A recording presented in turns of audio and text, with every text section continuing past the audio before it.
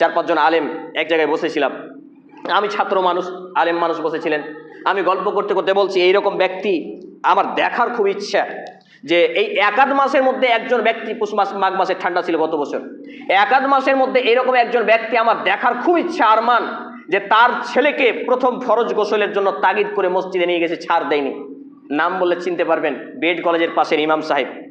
তিনি যখন কথাটা শুনলেন, বলছে একটা কথা তো বলবো না, ব্যক্তিগত আমল তো, আপনি যখন ইচ্ছা তখন বলছি। আমার ছেলের, আমি নাম বললাম না ইমামের, গতকালকে প্রথম নাইট ফলস হয়, প্রাপ্তবয়স্ক হয়েছে।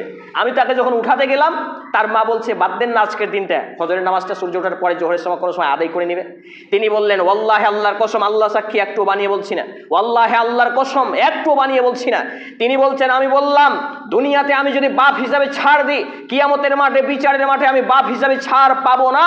এটা আমার ইমানি দায়িত্ব, আমার নৈতিক দায়িত্ব, এটা ইসলামের শিক্ষা। আমাকে আমার ছেলেকে উঠাতে হবে, যাও পানি গরম করে দাও। গরম পানি করে দেয়, তারপর তার প্রাপ্তবয়স্ক ছেলে শরম শরম করে ফরজ গোসল করে মসজিদে যায়। আমি চিন্তা করলাম, যদি এমন বাপ আমি হতে পারি, এমন বাপ যদি আমি হতে পারি, তাহলে আজকে আমার এবং আপনার সংশোধন হওয়া উচিত। আমি এবং আপনি এই কাজে লজ্জা করি, কিন্তু পাপ কাজে লজ্জা করি না। আলহামদুলিল্লাহি রাব্বিল আলামিন।